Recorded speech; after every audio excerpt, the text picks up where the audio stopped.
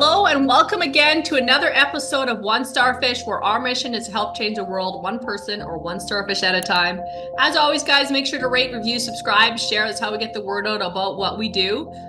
Second time on the show, Mrs. I should say, Brittany Baker, a mama of four, which is impressive in and of itself. Was working for a company that she really liked, and we'll talk about burnout and just changing. And now she does odds and ends for different businesses, so she can be home with her kiddos more and just more, I don't know, what's the word, self-love, self-care, me time, whatever, all the things. So we're going to touch on all of that. Welcome to the show again, Brittany. Thank you so much for having me on again. I had such a great time last time, and I feel like so much has changed since then. So I'm excited to be on. Awesome. Well, let's get into that. What has transpired since the last time? And guys, if you haven't watched it, check Brittany Baker. You'll see her show a while ago. You'll see where we were, and yeah, what's transitioned kind of since then.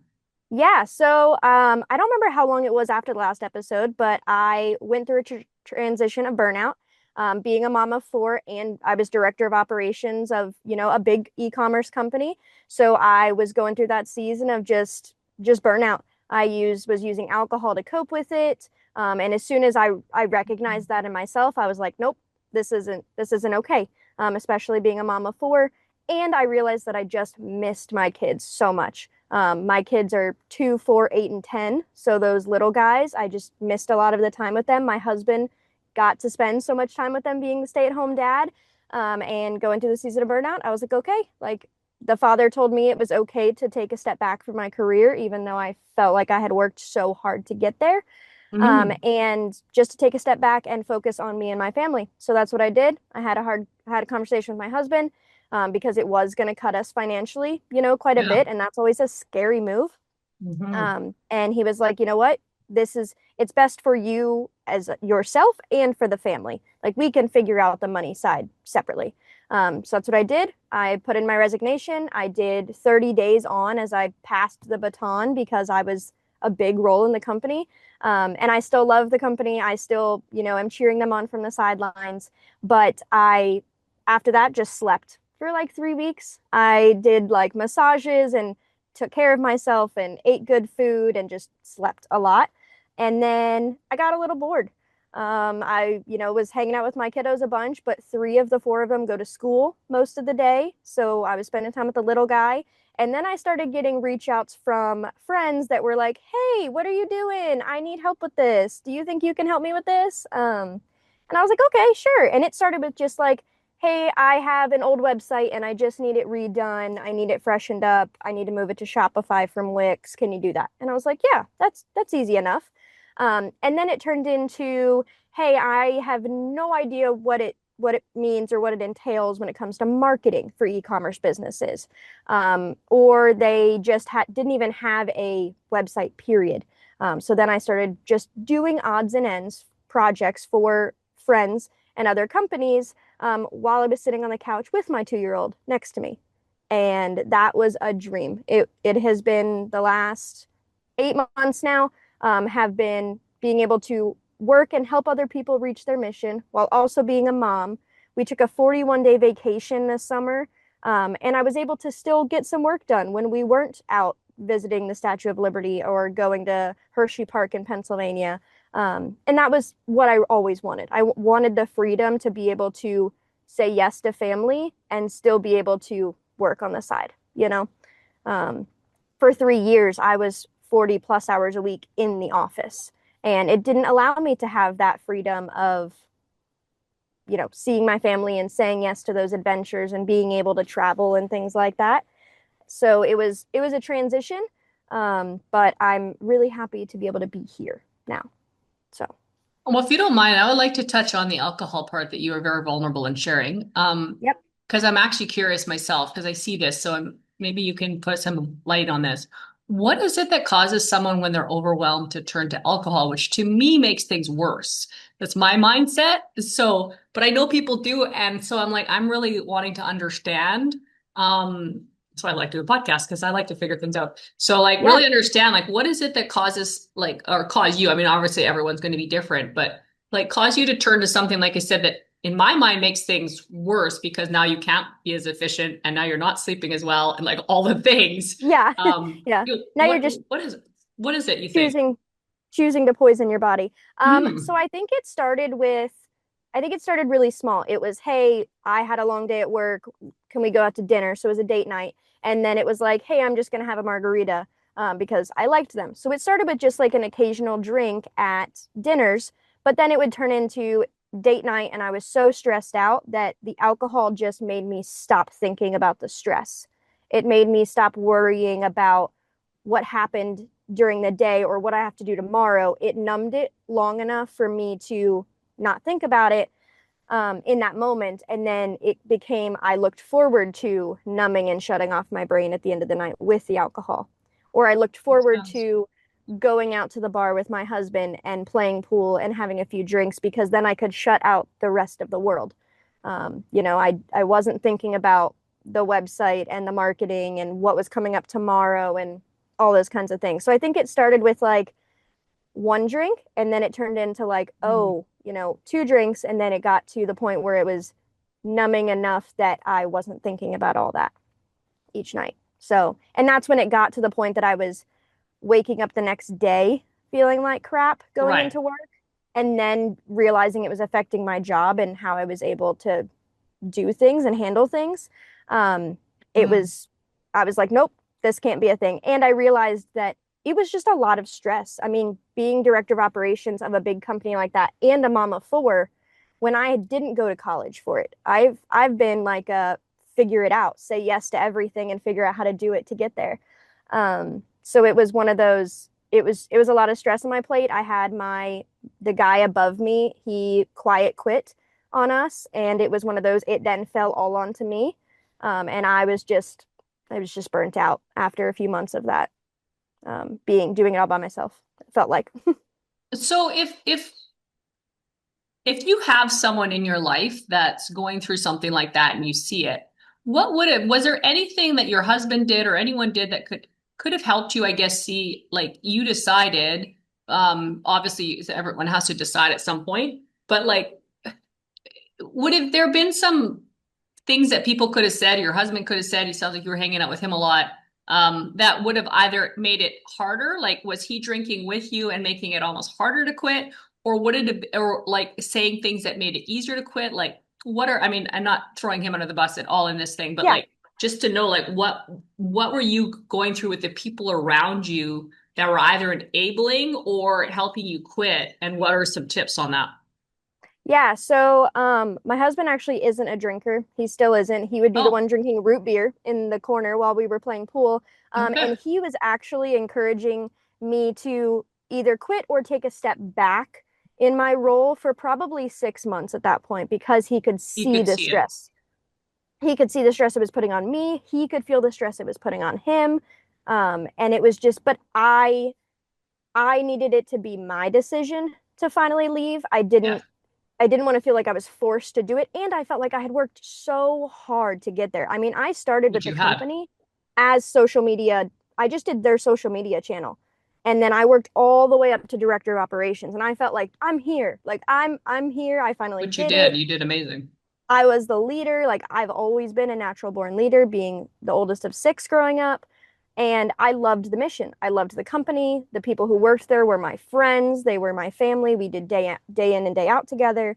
So it was really hard to leave, I think was the final thing. That was what made it really hard. And it took seeing how much I had to use outside sources to cope with the stress that made me finally choose to leave. Like, okay, it's now affecting not only me and my family, it's affecting the business, it's affecting the company. And that's why I looked at the owner and was like, hey, I just can't do it to the best of my ability anymore. I'm Yeah. burnt out. I do think during that season, the one thing that probably could have helped is I don't know exactly what could have helped, but I feel like if there was some sort of coaching or safe space in the field I was in, because you can't vent down. Right. Um, and there wasn't really a vent up. It was me and then the owner. And as the owner also owns several other businesses. So like you can only get so much time with the owner at that point. Right. And I felt like I didn't want to say like, hey, I can't do my job, because it wasn't that I couldn't do it. It was just that I was handling so many jobs and so much on my shoulders at that point that I was just drowning. And that was what it finally took, was me going to the owner and saying, hey, I'm drowning, I need help. And he wasn't able to come back in and step in like that. That wasn't what he wanted to do. And I had to be okay with that. But then he also had to be okay with, hey, you're going to have to find somebody else who can handle it then. Because being a mom is my ultimate job. Like being a mom and protecting myself, and just being the best version of myself has to come before a career, So, especially if it's not your company, you know? and now your husband, he was a stay-at-home dad, was he at that point? Yeah. Okay, So so he's now did he go? disabled from the military. Okay. Okay. So he Um, still stayed home yep. then. Okay. So Yep. now you're both at home and you're not killing each other. So that's good. That's a good sign. Yes. Um, okay. So that makes more sense. So you didn't have to Yeah. technically go back, but you did have a major wage pay cut. Yeah. What did you guys have to give up in order to make that happen? It was definitely a lifestyle change. We didn't go out to eat as much, really at all. We kind of cut back on what we were spending it on. And also our savings just wasn't growing as much as it used to be. Right. We're building this nest egg, and just before me leaving the company, we had sold our property and moved back to renting. So we kind of had a little bit of a cushion there, but it was one of those like, okay, we can't live like we did before. We can't go out to eat all the time. We can't go to the bar and have date nights all the time. But Which isn't bad in this case. no, it wasn't bad. Yeah. And we were doing all those things because I was working so much. So, like, at the end of the day, I didn't want to make dinner. So then we'd eat out, which then costs more money. So, me being able to be home and cook bread from home, like, I started making things from scratch again, and being able to just spend time with the family and prioritize, hey, let's go do this free event versus going on a vacation somewhere. It really just took looking at what mattered and what the priorities were. And then just knowing that our nest egg wasn't going to grow as much, and that's okay for the season. That's really good. Did a lot of other people, so your husband was supportive, which is, I mean, the main person. Outside of Yeah, that, family and stuff, did you go through a lot of quote flack, or was people pretty understanding and they could kind of see that you like needed to get out?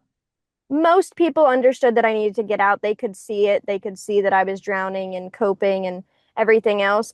But I don't have those friends anymore. Like the people that I worked with that were friends before we started working together, I don't see on a daily basis anymore. So we kind of have drifted apart now 8 months later, and I don't talk to any of them, which really took me some time adjusting because they were my friends. Like I spent day in and day out with them, and we would see each other on the weekends when we were at church and things. So it definitely affected me, I think, more than it probably affected them, because I felt like I was losing, those friends and family. But my core family could see it. They could see, understand, and nobody held it against me, even the people who Mhm. worked for me, because they could see I was drowning in it. And I actually had a conversation with them before I had a conversation with the owner, which I kind of tossed back and forth, who I should tell first. But it was one of those like, this is my team, and I want them to hear it from me and understand why I'm doing this, and to know that I'm not just going to like abandon them and disappear tomorrow. Mhm. Just abandoning them in a little bit. No, I'm joking. You Yeah. weren't abandoning, but you have to look after yourself. What's a word of advice that you would give someone? Maybe they're dealing with something similar, or maybe in their own way.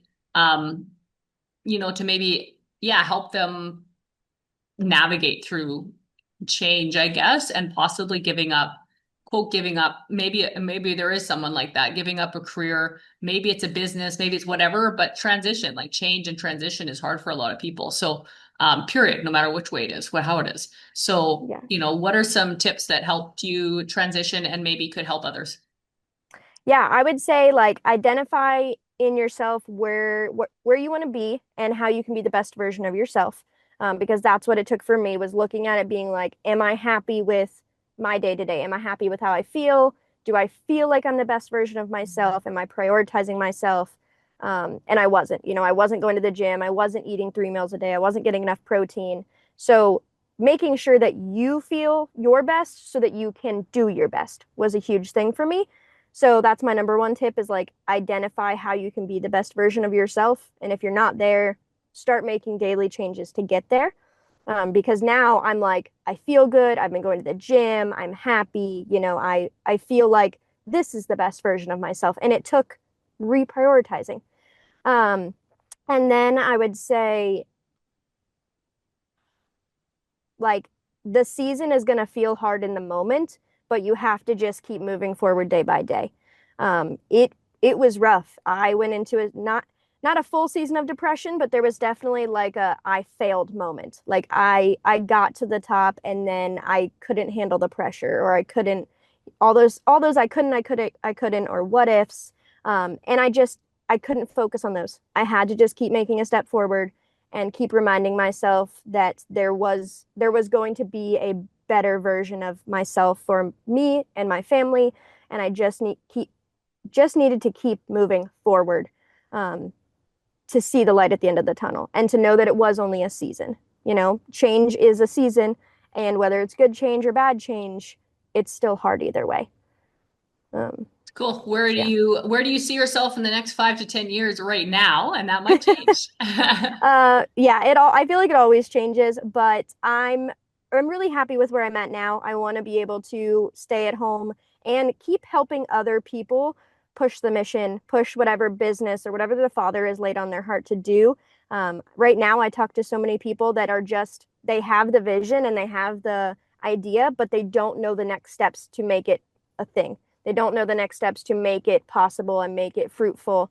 So being able to just give them like, hey, these are the websites you should use. This is the platform. You need to be posting this many times a day. Yes, you need to be using social media. You don't have to put your face on it, but like it's free marketing. You need to be able to use it. So many people are stuck in the way marketing and business worked 10 years ago. And I feel like it has changed so much since then. And I feel like it's changing every day. And it just feels really hard to keep up with. And people just feel consumed with how much it's changing. And just you don't know what you don't know.